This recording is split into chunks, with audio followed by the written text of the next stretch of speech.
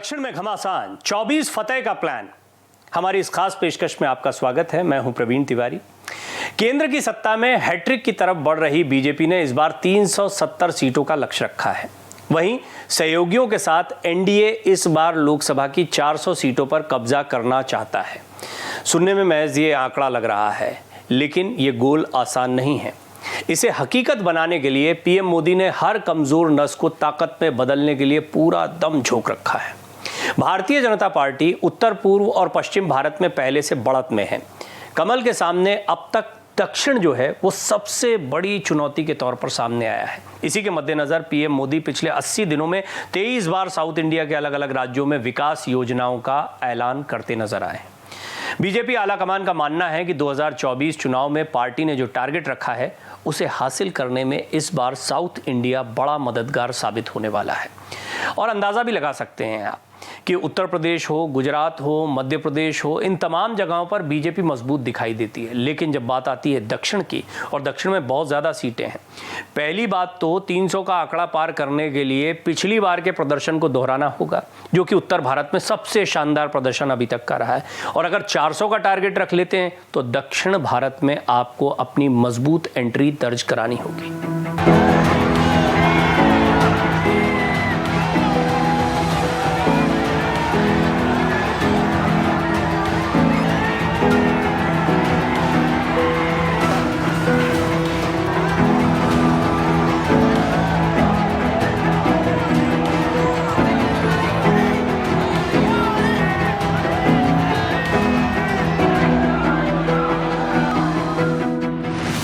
24 में हैट्रिक की आस, साउथ का मिलेगा साथ।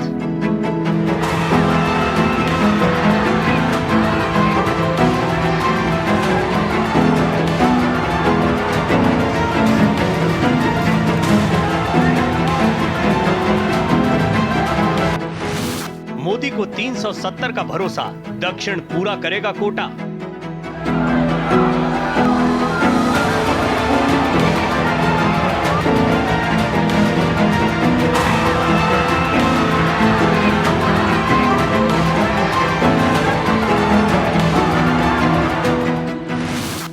साल दमदार काम, साउथ में गूंजा विकास और राम।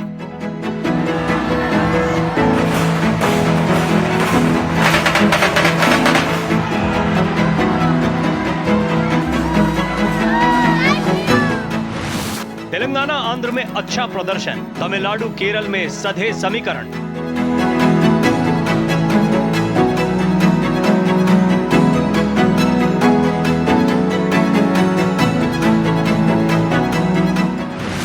दक्षिण भारत में 129 सीटें, 29 रहेंगी कायम, 100 पर लगाया दम।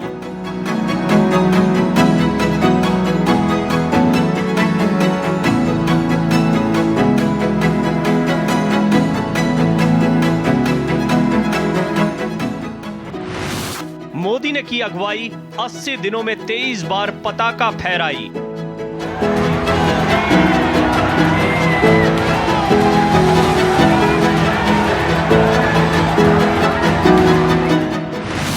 तमिलनाडु में 6 दलों से गठबंधन, हर ओर खिलेगा कमल।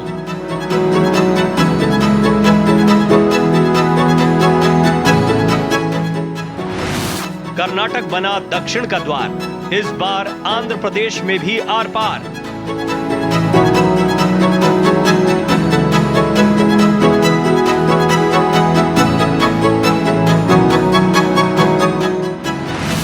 अतीत में केरल ने किया निराश, इस बार दहाई के आंकड़े की आस।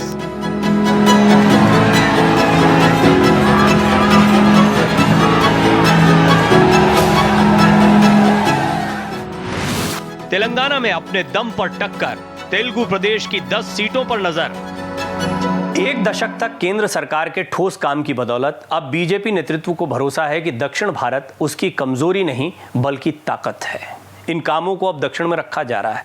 इसी ताकत के बल पर लोकसभा चुनाव 2024 में पार्टी 370 सीटों के लक्ष्य को हासिल करेगी और एनडीए के लिए 400 सीटों के गोल के लिए दक्षिण के 5 राज्यों में मजबूत स्थानीय सहयोगियों को साथ लिया गया है, क्योंकि यहां पर क्षेत्रीय दलों का दबदबा है। बीजेपी ने दिल्ली की सत्ता में तीसरी पारी हासिल करने के लिए लंबी तैयारी की है और इस तैयारी का बड़ा हिस्सा दक्षिण भारत में खेला गया। 4 भाषाओं वाले 5 प्रदेशों में लोकसभा की 129 सीटें हैं। जाहिर है ये पलड़ा जिस तरफ झुकेगा दिल्ली का तख्त उसी को मिलेगा। वहीं तमिलनाडु का कद और सियासत सबसे ज्यादा पेचीदगी से भरा हुआ है, पर जो इसे भेज जाए तो उसके लिए संभावनाएं भी बड़ी हैं। यही वजह है कि मोदी ने खुद तमिल प्रदेश में कमान थाम लिया। देश भर में लोकसभा चुनाव की बयार चल रही है। सत्तारूढ़ भाजपा और इंडी गठबंधन के नेताओं के बीच बयानबाजी और आरोपों का सिलसिला भी तेज हो गया है। एक तरफ विपक्ष चुनावी चंदे समेत नेताओं की गिरफ्तारी पर सवाल उठा रहा है, तो दूसरी तरफ भाजपा भी विरोधी नेताओं को भ्रष्टाचार में लिप्त बता रही है।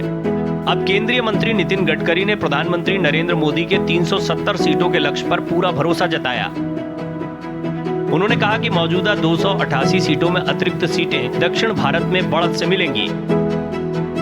केंद्रीय परिवहन मंत्री के मुताबिक बीते 10 सालों में भारतीय जनता पार्टी ने अपने काम से लोगों का दिल जीता है।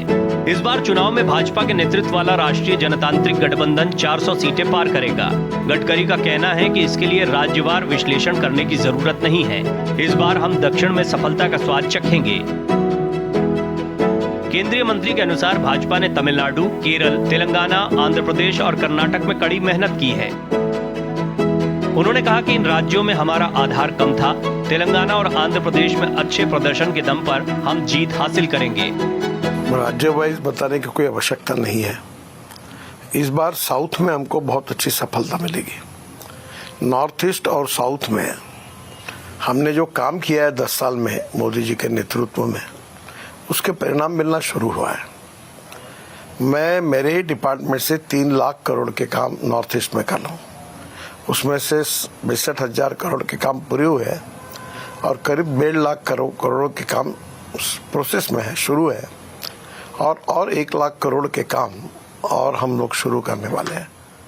तो उसी प्रकार से तमिलनाडु, केरला, तेलंगाना, आंध्र प्रदेश और कर्नाटक, 5 स्टेट में हमारा प्रेजेंस बहुत कम था। इस बार तेलंगाना में, आंध्र प्रदेश में हमें बहुत अच्छी सफलता मिलेगी और उत्तर भारत में तो हमारा सब जगह हम जीतते आए ही है। तो इस बार मुझे लगता है कि 370 भारतीय जनता पार्टी और 400 के पार एनडीए जाएगी और हम अभूतपूर्व सफलता प्राप्त करेंगे, क्योंकि देश के लोग विकास चाहते हैं। निश्चित रूप से मोदी जी के नेतृत्व में लोगों के मन में होप है और इसका निश्चित रूप से उपयोग होगा और लोग हमें चुनकर देंगे, ऐसा मुझे लगता है। दक्षिण भारत में लोकसभा की 129 सीटें हैं। इनमें से बीजेपी ने पिछली बार 29 सीटें जीती थीं और अब चुनौती उन 29 सीटों को कायम रखने की और विपक्ष से 100 में से ज्यादातर सीटों को छीनने की है। इसके लिए प्रधानमंत्री नरेंद्र मोदी ने नए साल के 80 दिनों में 23 दिन दक्षिण भारत में गुजारे हैं, यानी हर चौथे दिन मोदी दक्षिण भारत में रहे। सेंगोल से लेकर तमिल संगम तक प्रधानमंत्री का जोर चुनाव के लिए एक बड़ा निवेश हो सकता है। इसलिए सबकी नजर तमिलनाडु की 39 सीटों पर है, जहां पर बीजेपी ने 6 दलों से गठबंधन किया है। बीजेपी तमिलनाडु में 23 सीटों पर चुनाव लड़ रही है। बीजेपी ने तमिलनाडु के लोकसभा चुनाव मैदान में पूर्व गवर्नर तमिलसाई, केंद्रीय मंत्री मुरुगन और प्रदेश अध्यक्ष अन्नामलाई जैसे दिग्गजों को उतारा है। तमिलनाडु के कोयम्बटूर में प्रधानमंत्री नरेंद्र मोदी के रोड शो में उमड़ी भीड़ ने बीजेपी के हौसले को बढ़ा दिया है। आखिर बीजेपी ने 400 पार का जो सपना एनडीए के लिए देखा है, उसमें 39 सीटों वाले तमिलनाडु का साथ बहुत मददगार साबित हो सकता है। तमिलनाडु में बीजेपी अब से पहले तक के चुनाव में आधार रहित रही है, लेकिन प्रधानमंत्री मोदी ने इस लोकसभा चुनाव में तमिलनाडु पर सबसे ज्यादा जोर दिया है। मोदी ने साल 2024 का आगाज दक्षिण भारतीय राज्यों के दौरे से किया। चंद रोज पहले प्रधानमंत्री मोदी फिर दक्षिण भारत के दौरे पर रहे और तमिलनाडु के कोयम्बटूर में उनका रोड शो हुआ, जहां हिंदू धर्म का सवाल उठाकर उन्होंने कांग्रेस और डीएमके को घेरने की कोशिश की। तमिलनाडु की राजनीति पिछले 5 दशक से 2 दलों की धुरी पर नाचती आ रही है, एक डीएमके और दूसरा एआईएडीएमके।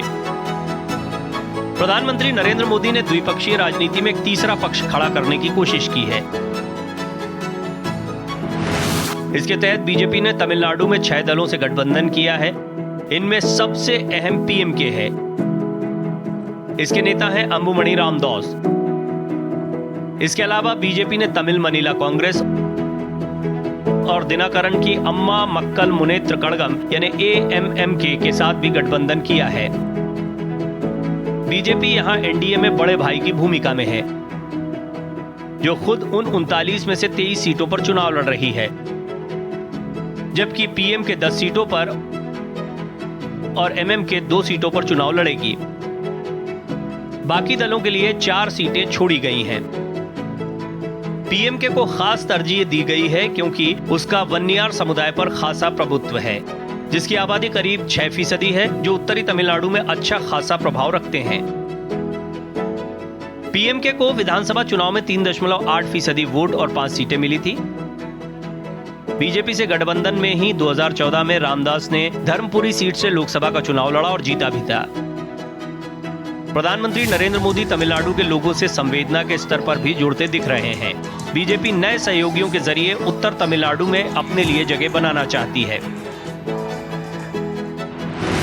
2014 में बीजेपी ने तमिलनाडु में 5.5% वोटों के साथ एक सीट जीती थी, जबकि 2019 में 3.66% वोट तो हासिल किए, लेकिन सीट एक भी नहीं मिली।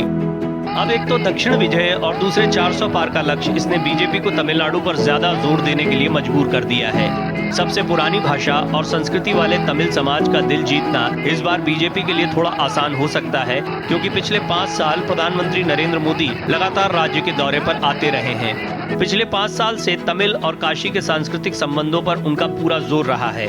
बीजेपी के प्रदेश अध्यक्ष अन्नामलाई अपने आक्रामक तेवरों के कारण जनसभाओं में बढ़िया भीड़ जुटाने में सक्षम दिख रहे हैं। जयललिता के निधन के बाद कमजोर पड़ी AIADMK ने पिछले साल बीजेपी से गठबंधन तोड़ लिया, तो बीजेपी ने उसके कई नेताओं को तोड़ लिया। जयललिता के न होने से बीजेपी विपक्ष की जगह भरने की मजबूत कोशिश कर रही है। बता दें, 1998 में जयललिता के साथ गठजोड़ कर बीजेपी ने तमिलनाडु में 3 सीटें हासिल की थी, लेकिन अब तैयारी नए सिरे से है, जिसके तहत बीजेपी तमिल प्रदेश में अपना खुद का मजबूत आधार तैयार करना चाहती है। कर्नाटक, केरल, आंध्र प्रदेश और तेलंगाना में लोकसभा की 90 सीटें हैं। इनमें से कर्नाटक को बीजेपी के लिए दक्षिण का द्वार कहा जाता है, क्योंकि 5 राज्यों में से सिर्फ यहीं पर अब तक बीजेपी अपने बलबूते पर राज्य में सत्ता हासिल कर पाई है, अपना मुख्यमंत्री दे पाई है। 2019 चुनाव में कर्नाटक में एक तरफा भगवा परचम लहरा गया था। वहीं आंध्र प्रदेश में बीजेपी ने गठबंधन को तरजीह दी है, जबकि कांग्रेस की सत्ता वाले तेलंगाना में भाजपा अपने बूते ही मैदान में है। वहीं प्रधानमंत्री नरेंद्र मोदी ने केरल के बार दौरे कर इस बार सीटों की संख्या 0 से दहाई तक पहुंचाने का बीड़ा उठाया है। दक्षिण भारत में कर्नाटक ही एक ऐसा राज्य है जहां पर बीजेपी की सरकार रही है और अपना मुख्यमंत्री रहा है। बीजेपी ने 2019 में यहां अकेले लोकसभा चुनाव लड़ा और 28 में से 25 सीटें जीती। इस बार पार्टी कोई रिस्क नहीं लेना चाहती है, इसलिए खुद 25 सीटों पर लड़कर और 3 सीटें पूर्व पीएम देवेगौड़ा की पार्टी को देकर गठबंधन का रास्ता अख्तियार किया गया है। वहीं पिछली बार 0 पर सिमटी बीजेपी इस बार आंध्र प्रदेश में पुराने पार्टनर के साथ नई उम्मीदों के रथ पर सवार है। बीजेपी ने आंध्र प्रदेश में 2 दलों के साथ तालमेल किया है, जिसमें एक पार्टी चंद्रबाबू नायडू की तेलुगु देशम पार्टी है और दूसरी अभिनेता पवन कल्याण की जनसेना पार्टी। प्रधानमंत्री मोदी को यकीन है कि यह तिकड़ी चुनाव में कमाल करेगी। टीडीपी के साथ बीजेपी का गठबंधन बनता और बिगड़ता रहा है। अगर सीट शेयरिंग की बात करें तो लोकसभा की 25 सीटों में से टीडीपी 17, बीजेपी 6 और जनसेना पार्टी 2 सीटों पर लड़ रही है। आंध्र प्रदेश में विधानसभा के चुनाव भी साथ ही हो रहे हैं, लिहाजा विधानसभा चुनाव के लिए हुए गठबंधन के तहत टीडीपी 144, बीजेपी 10 और जनसेना 21 सीटों पर चुनाव लड़ रही है। तमिलनाडु में बड़े भाई की भूमिका वाली बीजेपी आंध्र प्रदेश आते आते मंझले भाई के रोल में आ चुकी है। प्रधानमंत्री नरेंद्र मोदी ने आंध्र में राष्ट्रीय स्वाभिमान और क्षेत्रीय विकास का संतुलन साधने की कोशिश की है। आंध्र प्रदेश में एनडीए के सामने है जगन मोहन रेड्डी की पार्टी युवजन श्रमिक रायथू कांग्रेस पार्टी यानी YSR कांग्रेस पार्टी और कांग्रेस, यानी लड़ाई त्रिकोणीय हो सकती है। फिर भी कांग्रेस को लेकर लगता है कि आंध्र में उसका कोई खास जनाधार बचा नहीं है, बावजूद इसके कि वो अपनी पार्टी में मुख्यमंत्री जगन मोहन रेड्डी की बहन को लेकर आई है। दूसरी तरफ जगन मोहन रेड्डी को यकीन है कि वो सत्ता में लौटेंगे। आंध्र प्रदेश से अलग होकर बने तेलंगाना में बीजेपी अकेले ही लोकसभा का चुनाव लड़ रही है। 2019 के चुनाव में बीजेपी को तेलंगाना की 17 में से 4 सीटों पर जीत मिली थी। बीजेपी का दावा है कि इस बार पार्टी की सीटें डबल डिजिट में हो जाएंगी। हालांकि यहां 2 बड़े दल और गठबंधन चुनावी मैदान में बीजेपी को मजबूत चुनौती दे रहे हैं। केरल में बीजेपी की स्थिति कोई अच्छी नहीं है। हालांकि बीजेपी को पिछले लोकसभा चुनाव में केरल में 10% से ज्यादा वोट मिले थे, लेकिन सीट एक भी नहीं मिली थी। इस बार प्रधानमंत्री मोदी का दावा है कि केरल में बीजेपी को डबल डिजिट में सीटें मिलेंगी। इस साल की शुरुआत में लक्षद्वीप पहुंचने से पहले मोदी केरल गए थे। इसके बाद भी प्रधानमंत्री के केरल दौरे बरकरार रहे। 15 मार्च से जब पीएम मोदी ने 5 दिन दक्षिण में बिताने का फैसला किया, तब भी प्रधानमंत्री का पहला पड़ाव केरल ही रहा। बीजेपी के लिए केरल वोट परसेंटेज के हिसाब से जरूर दहाई में पहुंचाने वाला राज्य लग रहा है, लेकिन जब सीटों की बात आई तो पिछले लोकसभा और विधानसभा चुनाव में बीजेपी की सीट 0 रही। 2019 के लोकसभा चुनाव में बीजेपी को केरल में 12% वोट मिले, लेकिन सीट एक भी नहीं मिली। वहीं 2021 के विधानसभा चुनाव में बीजेपी को 11.3% वोट मिले, लेकिन सीट फिर से 0 पर सिमट गई। यहां तक कि बीजेपी ने मेट्रो मैन के नाम से मशहूर ई श्रीधरन को अपना चेहरा बनाकर चुनाव लड़वाया था, लेकिन वो भी चुनाव हार गए। इस बार बीजेपी को लगता है कि लोकसभा में उसका खाता जरूर खुलेगा। बीजेपी ने इसके लिए अपने बड़े नेताओं को चुनावी जंग में उतार दिया है। इनमें केंद्रीय मंत्री राजीव चंद्रशेखर, विदेश राज्य मंत्री वी मुरलीधरन और अभिनेता से नेता बने सुरेश गोपी शामिल हैं। प्रधानमंत्री नरेंद्र मोदी ने इस साल की शुरुआत दक्षिण भारत की यात्राओं से की थी। उनके लगातार मिशन साउथ पर लगे रहने से बीजेपी को लगता है कि इस बार विंध्याचल के पार खिला कमल दिल्ली से ही दिखने लगेगा। लोकसभा चुनाव 2019 में कांग्रेस ने दक्षिण भारत की 129 सीटों में से 30 पर कब्जा किया था। इस बार सबसे बड़े विपक्षी दल ने साउथ इंडिया से 50 सीटों का टारगेट रखा है। कांग्रेस की सबसे ज्यादा उम्मीदें केरल और तमिलनाडु पर ही टिकी हुई हैं। पूर्व पश्चिम और उत्तर भारत कांग्रेस की पकड़ से छूटकर बीजेपी के कब्जे में पहले ही पहुंच चुके हैं। इस पर हमने पहले भी बात की कि इतना मजबूत बीजेपी हो चुकी है। राहुल गांधी संसद में खुद का वजूद साउथ से बचाए हुए हैं, लिहाजा अपोजिशन की पूरी कोशिश है कि देश के दक्षिणी हिस्से में उसकी पकड़ बनी रहे। भारत जोड़ो यात्रा आपने देखा पहले दक्षिण से शुरू की गई। आपने देखा कि तेलंगाना और कर्नाटक ये कांग्रेस के लिए राहत भरी खबरें लाए। वहीं पर अगर स्थानीय दलों की बात करें या वामपंथी दल भी जो बचे तो वो केरल में बचे दिखाई देते हैं। यानी कुल मिलाकर ये जो अलायंस बनाया है विपक्ष ने, इसके लिए अगर उम्मीद की कोई किरण है तो वो दक्षिण भारत दिखाई पड़ता है। खासतौर पर कांग्रेस के लिए तो वजूद की लड़ाई है। लोकसभा चुनाव 2019 में कांग्रेस ने दक्षिण भारत की 129 में से 30 सीटों पर कब्जा किया था। इस बार सबसे बड़े विपक्षी दल ने साउथ इंडिया से 50 सीटों का टारगेट रखा है। कांग्रेस की सबसे ज्यादा उम्मीदें केरल और तमिलनाडु से हैं। पूर्व पश्चिम और उत्तर भारत कांग्रेस की पकड़ से छूटकर बीजेपी के कब्जे में पहुंच चुके हैं। राहुल गांधी संसद में खुद का वजूद साउथ से बचाए हुए हैं, लिहाजा अपोजिशन की पूरी कोशिश है कि देश के दक्षिणी हिस्से में उसकी पकड़ बनी रहे। दक्षिण के 5 राज्यों में लोकसभा चुनाव की लड़ाई बेहद दिलचस्प बनी हुई है। एक तरफ क्षेत्रीय पार्टियां अपने अपने राज्यों में जनाधार कायम रखना चाहती हैं, वहीं बीजेपी और कांग्रेस जैसी राष्ट्रीय पार्टियों में भी दक्षिण फतेह करने की जबरदस्त होड़ लगी हुई है। इसी का नतीजा है कि कांग्रेस राष्ट्रीय राजनीति में विपक्ष की धुरी बने रहने के लिए कम से कम दक्षिण में बीजेपी को आगे नहीं निकलने देना चाहती है। 2024 लोकसभा चुनाव की रणनीति में कांग्रेस ने अपनी ज्यादातर एनर्जी साउथ इंडिया में खुद का अस्तित्व बचाए रखने पर खर्च की है। कांग्रेस ने चुनावी रणनीति के तहत दक्षिण के 5 राज्यों में कम से कम 50 सीटें जीतने का टारगेट तय किया है। कांग्रेस के साथ साथ इंडिया गठबंधन का वजूद भी दक्षिण भारत के जनादेश पर टिका हुआ है। 2019 लोकसभा चुनाव में जब देश के बाकी हिस्से ने कांग्रेस को ठुकरा दिया, तब साउथ के वोटर्स ने ही सबसे पुरानी पार्टी को सहारा दिया था। कांग्रेस के चुनावी रणनीतिकार सुनील कानूगोलू की टीम मिशन 50 के तहत जमीन पर गंभीरता से काम कर रही है। लोकसभा चुनाव 2024 में देश के बड़े सियासी दलों के 2 नजरिए हैं। एक तरफ बीजेपी की अगुवाई में एनडीए 400 सीटों के साथ नया इतिहास रचने के लिए मैदान में उतरा हुआ है। ये टारगेट दे दिया गया है, बार बार इसको दोहराया जा रहा है। कांग्रेस की अगुवाई में इंडिया गठबंधन किसी तरह खुद का वजूद बचाए रखने के लिए जद्दोजहद कर रहा है। मोदी की अगुवाई में बीजेपी उत्साह से लबरेज है, चेहरा बड़ा है। वहीं कांग्रेस नेतृत्व के साथ इंडी गठबंधन में एक डर है कि कहीं पैरों के नीचे से जमीन पूरी तरह न खिसक जाए। सोच में ये बुनियादी फर्क ही चुनाव से पहले नतीजों की घोषणा कर देता है कि आप कितने कॉन्फिडेंट हैं, कितने कॉन्फिडेंट नहीं हैं। ये भी बहुत सारी चीजें तय होती हैं। कांग्रेस ने बीजेपी की तरह 370 जैसा कोई विशाल लक्ष्य नहीं बनाया है, लेकिन साउथ के 5 राज्यों के हर डिवीजन में हालात देखकर ज्यादा से ज्यादा सीटें जीतने के लिए लड़ाई लड़ी जा रही है। कांग्रेस को जहां भी अपने लिए संभावना दिखाई दे रही है, वहां पर पार्टी पूरी ताकत झोंकने में कसर नहीं रख रही है। कांग्रेस तेलंगाना, केरल, तमिलनाडु और पुडुचेरी में कुल 38 सीटें जीतने को लेकर आश्वस्त है। लेकिन कर्नाटक में कांग्रेस को बड़ी चुनौती नजर आ रही है। एक साल पहले विधानसभा चुनाव में बड़ी जीत हासिल करने के बाद लोकसभा चुनाव में कांग्रेस के लिए इस प्रदर्शन के आसपास टिके रहना कठिन बना हुआ है। कर्नाटक की 28 लोकसभा सीटों में से कांग्रेस को 12 से 13 सीटों पर जीत हासिल करना चुनौतीपूर्ण लग रहा है। कर्नाटक में कांग्रेस पिछले लोकसभा चुनाव में केवल एक ही सीट जीत पाई थी और इस लिहाज से दहाई का आंकड़ा पार करने का लक्ष्य बहुत बड़ा है। केरल, तेलंगाना, कर्नाटक और तमिलनाडु को मिलाकर 2019 के चुनाव में कांग्रेस ने दक्षिण भारत की 129 सीटों में से 30 सीटें जीती थी। पार्टी का मानना है कि केरल की 20 सीटों में से कम 17 सीटें इस बार भी मिलनी तय हैं। तो तमिलनाडु की 39 में से 9 सीटें और पुडुचेरी की 1 सीट के लक्ष्य को हासिल करना मुश्किल नहीं है। तमिलनाडु में डीएमके के साथ मजबूत गठबंधन का कांग्रेस को पिछले चुनाव में भी फायदा मिला था और इस चुनाव में भी विपक्षी दल को एआईएडीएमके के बिखराव का फायदा मिल सकता है। विधानसभा चुनाव में जीत हासिल करने से उत्साहित कांग्रेस तेलंगाना की 17 में से 12 सीटें अपने खाते में आने की संभावनाएं देख रही है। मुख्यमंत्री रेवंत रेड्डी और रणनीतिकार कानुगोलू आम चुनाव में तय किए गए लक्ष्य को हासिल करने को लेकर हाईकमान को आश्वस्त कर रहे हैं।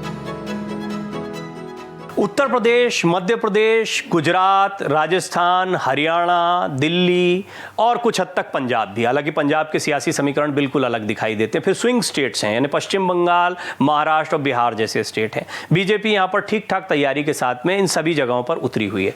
दक्षिण वो राज्य है जो बीजेपी के लिए हमेशा से चुनौती बना रहा। कर्नाटक से कुछ उम्मीदें हमेशा से रही हैं, बीजेपी ने अपने बलबूते पर यहां सरकार भी बनाई है। लेकिन केरल में जबकि एक लैंडस्लाइड विक्ट्री बीजेपी को मिली, कोई सीट नहीं मिली।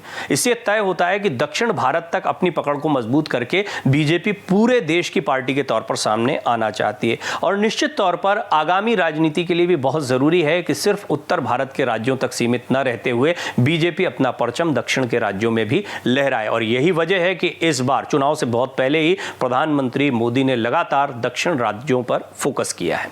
हमारी इस खास पेशकश में फिलहाल इतना ही। बाकी की देश दुनिया की खबरों के लिए बने रहिए भारत एक्सप्रेस के साथ।